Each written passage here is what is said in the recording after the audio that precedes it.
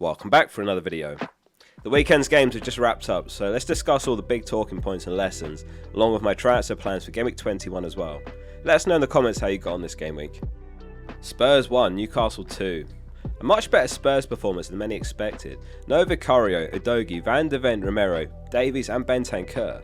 And then Forster also missing out of illness, which saw third choice goalkeeper Austin make his debut and actually played pretty well. Maddison and Son also benched, so it looked like it had the potential to be a rout, but just one goal separating them in the end. Likewise, Spurs only one fewer shot taken with 13 to Newcastle's 14. Gordon and Isak of Newcastle's goals, Solanke of Tottenham's. Gordon's returned in each of his last 7 starts now. Solanke seems to be someone that many of us have written off, but he's not exactly having a bad season FPL wise, with 12 returns so far for 7.5 mil. They do have Arsenal next, but after that it's Everton, Leicester, Brentford, Man United and Ipswich. Newcastle, however, have got an incredible block of 4 fixtures up next. Wolves home, Bournemouth home, Southampton away and Fulham home. So investing in Hall, Gordon and Isak looks wise. Crystal Palace 1, Chelsea 1. More points dropped by Chelsea, a draw and 2 losses in their last 3 games. Palmer with the opening goal, which was a quality assist from Sancho. And in the 82nd minute, Mateta responded, Eze assist. Palace are the other team that probably have the perfect entry point up next to stock up on their assets. It's Leicester next, and then it's West Ham, Brentford, Man United, Everton and so on. Who are the best Palace picks then? Well, Munoz is the only defender who's worth buying. If you need a keeper, then Henderson's alright for 4.5 mil. In midfield, Eze and then Sarr in that order in my view, but it depends on where that 0.7 million goes. It was my same view to be fair before Eze's 2 returns in his last 2 in videos a few weeks ago, however both are great picks. Mateta is a really nice differential, it's only 3% owned, and last season did force us to change expectations of what he's capable of when he got 16 goals, 7 assists, 165 points, and obviously that famous 29 point double game week. Really nice option for 7.2 mil if you are looking for a forward to add to your team. Another blank from Jackson though, that's just 1 goal in his last 6 games. After a really solid start to the season, he's in such a terrible patch of form now, and he's a real headache if you've got him because the fixtures are still good. It's Bournemouth home next, and then it's Wolves home is next too. Surely you keep hold of him for a couple more games. If you do have Jackson, are you keeping him for now or are you binning him off? Man City 4, West Ham 1, City dominant, and is Haaland back? A brace from him to make it 3 goals in his last 2, 13-point haul for him. Xavier also finishing on 13 points after a hat-trick of assists.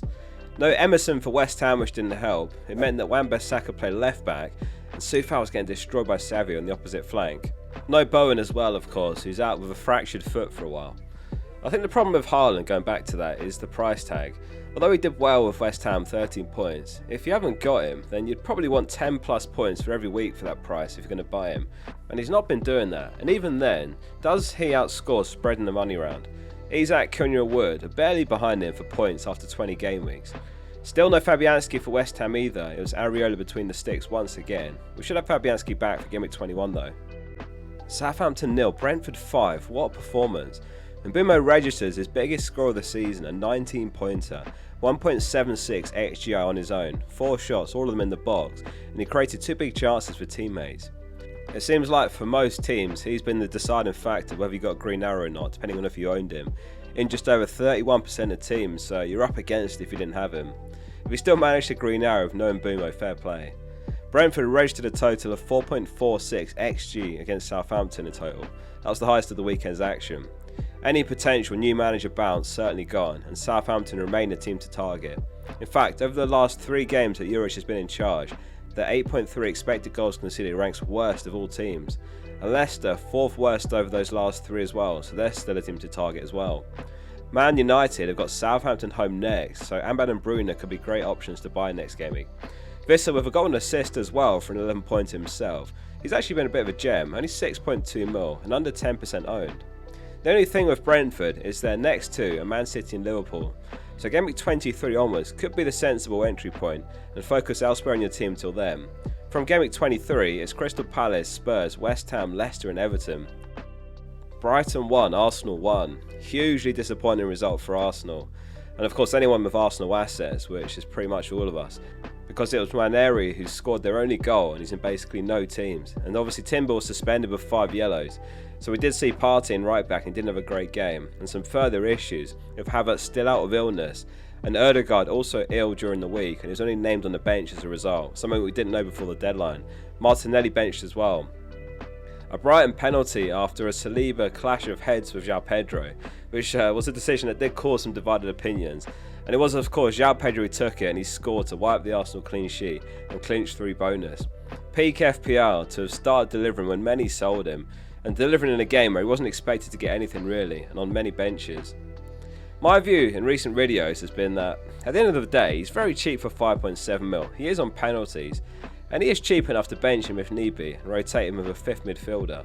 So I still really like him as a pick, and I'm looking at him for Gameweek 21. The fixtures are looking better for Brighton now as well, Ipswich next, and if anything he's a good shout to buy, especially given the lack of forwards right now that look appealing. That's 10 returns this season for João Pedro, despite missing 6 games entirely, so 10 returns in 14, 12 of those that he started. Well, this wasn't part of the script. Liverpool 2, Man United 2. A tight first half where United were pretty organised, no goals for either team.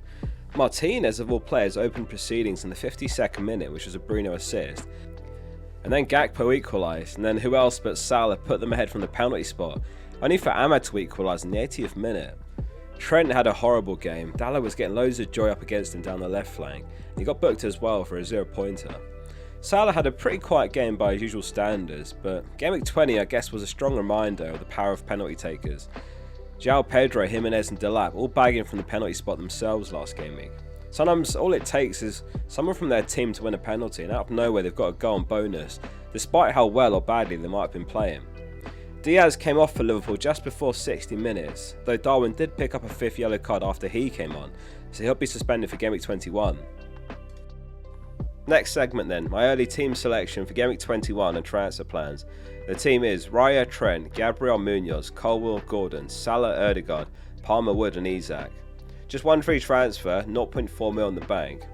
Ødegaard's feeling a bit like a mistake. Obviously last match, which is very unlucky, having picked up illness, and then getting benched, which we didn't know about before the deadline. However, he's not looked much of a goal threat that I'd hoped he might be, so Bruno and Eze possible replacements. Bruno's home to Southampton of course, which has got a lot of potential, given that Brentford just put 5 past them away, and United are playing them home. However, I'm considering a different option currently, which is Strand Larsen to João Pedro. Ødegaard to Bruno feels pretty luxury when I've got bigger weaknesses in my team that I could address instead. Strand Larsen is a dead spot in my team now with those upcoming fixtures, whereas Brighton, as I said, have Ipswich next, so I could buy João Pedro and then bench either Wood or Colwill, probably bench Colwill if I do buy him. So I guess another way of looking at it is which does better, Bruno and Colwill or Ødegaard and João Pedro. I'd say the latter's got more upside given it's a midfielder and a striker as opposed to a midfielder and a low ceiling defender.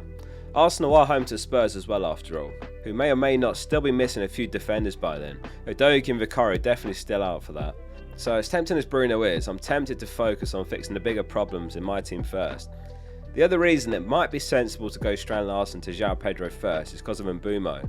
If I buy Bruno, then I don't really buy Mbeumo, I'd probably just stick it out of him. And as we said earlier, in a couple of game weeks time, Mbeumo looks like a really solid buy, which could be Ødegaard who goes out for him instead, rather than buying Bruno and then selling for Mbeumo. So that's the current plan. As a reminder, there's League Cup and FA Cup fixtures before Gameweek 21, so it's quite a while till the next deadline. So hold on to your transfers for now, just in case. Do hit subscribe for more FPL content to come before Gameweek 21 if you enjoyed the video. See you soon for the next one.